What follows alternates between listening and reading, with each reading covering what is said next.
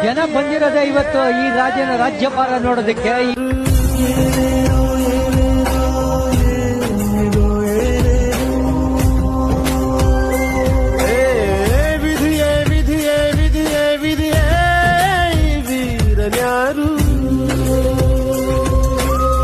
ಬಂದೂರಿನಲ್ಲಿ ಒಬ್ಬ ಪರಾಕ್ರಮಿ ರಾಜ ಇದ್ದ, ರತಿಯಂಥ ರಾಣಿಯೊಡನೆ ರಾಜ್ಯಭಾರ ಮಾಡುತ್ತಿದ್ದ. ತಾನು ತನ್ನ ಪ್ರಾಣನೇ ಪಣವಾಗಿರಿಸಿ ಕಾಪಾಡೋ ಶಾಂತಿ ದೂತನ